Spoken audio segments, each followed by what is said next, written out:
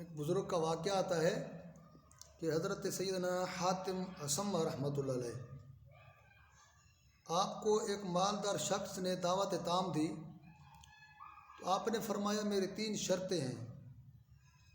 فرمایا پہلی شرط یہ ہے کہ میں جہاں چاہوں گا بیٹھ جاؤں گا۔ دوسری شرط فرمایا جو چاہوں گا کھاؤں گا۔ تیسری کہا جو کہوں گا تمہیں کرنا پڑے گا۔ تو اس مالدار نے وہ تینوں شرطیں منظور کر لی۔ ولی اللہ کی زیارت کے لیے بہت سارے لوگ جمع ہو گئے۔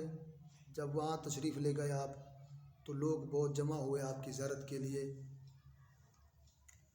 بہت سارے لوگ جمع ہو گئے۔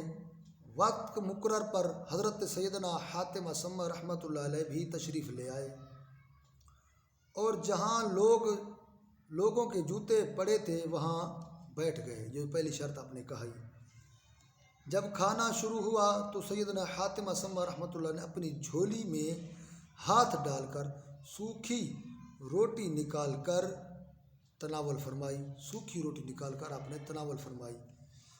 دوسری شرط فرمایا جب سلسلہ تام کا اختتام ہوا، جب سلسلہ تام کا دعوت کا اختتام ہوا، ختم ہوا، جو آپ کے میزبان تھے اپنے میزبان سے فرمایا چولہا لاؤ، اس پر توا رکھو۔ حکم کی تعمیل ہوئی۔ جب آگ کی تپش سے توا سرخ انگار بن گیا تو آپ رحمۃ اللہ علیہ اس پر ننگے پاؤں کھڑے ہو گئے، اس پر ننگے پاؤں کھڑے ہوئے اور فرمایا میں نے آج کھانے میں سوکھی روٹی کا کھائی ہے۔ آپ نے فرمایا توے پہ کھڑے ہو کے فرمایا آج کھانے میں میں نے سوکھی روٹی کھائی ہے۔ آپ نے یہ حساب دینے کی کوشش کی۔ یہ فرما کر توے سے نیچے اترے اور حاضرین سے فرمایا اب آپ حضرات بھی باری باری اس توے پر کھڑے ہو کر جو کچھ ابھی کھایا ہے اس کا حساب دیجیے۔ یہ سن کر لوگوں کی چیخیں نکل گئی، بایک زبان بول اٹھے یا سیدی ہم میں سے اتنی طاقت نہیں ہے، ہم میں سے اتنی طاقت نہیں ہے۔ فرمایا کہاں یہ گرم گرم توا اور کہاں ہمارے نرم نرم قدم، ہم تو گناہ گار دنیا دار لوگ ہیں۔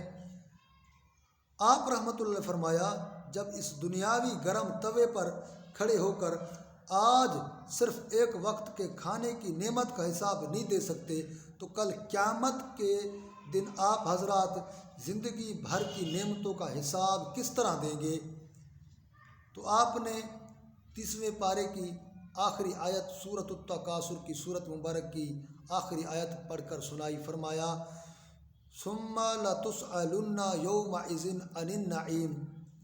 اللہ تبارک و تعالیٰ ارشاد فرماتا ہے پھر بے شک فرمایا پھر بے شک ضرور اس دن تم سے نعمتوں سے پرورش ہوگی۔ فرمایا کہ اس دن تم سے نعمتوں کی پوچھ گچھ ہوگی۔ جو اللہ نے نعمتیں عطا کی ہیں تو اس کے بارے میں بھی قیامت کے دن پوچھ گچھ ہوگی۔ پھر وہ لوگ جو وہاں بیٹھے ہوئے تھے، وہاں تشریف فرما تھے، سارے لوگ جمع تھے، تو یہ سن کر آپ کا یہ بات سن کر یہ بیان سن کر دھاڑے مار کر رو چیخ چلا کر رونے لگے اور گناہوں سے توبہ پکارنے لگے اور گناہوں سے توبہ کر لی۔ اللہ تبارک و تعالی ہمیں بھی گناہوں سے توبہ کرنے کی توفیق عطا فرمائے۔ اللہ تبارک و تعالی ہمیں بھی نعمتوں پر شکر ادا کرنے کی توفیق عطا فرمائے۔ زیادہ ملے تھوڑا ملے شکر ادا کر کے کھا لیا کرو۔ میں نے ایک کتاب میں واقعہ پڑھا کہ میرے آقا صلی اللہ علیہ وسلم جب بھی کھانا کھاتے تھے نا، چاہے کس طرح کا سادہ کھانا ہوتا، اعلیٰ سو اعلیٰ ہوتا، اعلیٰ کی کھانے کی تو ہر کوئی تعریف کرتا ہے نا، جب کوئی سادہ کھانا پکا ہو نا، کسی میں مرچ زیادہ ہو، گھی ہو، نمک ہو زیادہ یا تھوڑا کم ہوتا ہے تو پھر لوگ نام رکھتے ہیں اس میں تو مرچیں نہیں تھی، اس میں تو گھی نہیں تھا، یہ تو چاول اس طرح پکے، یہ تو لنگر اس طرح پکا ہے، تو یہ نام رکھتے ہیں۔ میرے آقا نے کبھی کسی کھانے کے اوپر نام نہیں رکھا، کبھی یہ نہیں کہا کہ یہ کھانا ایسا ہے، جو بھی ہوتا تناول فرما لیتے۔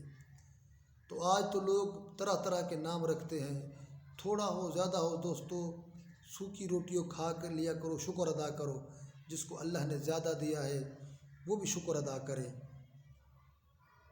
آمین بجاہ نبی الآمین صلی اللہ تعالی علیہ وآلہ وسلم۔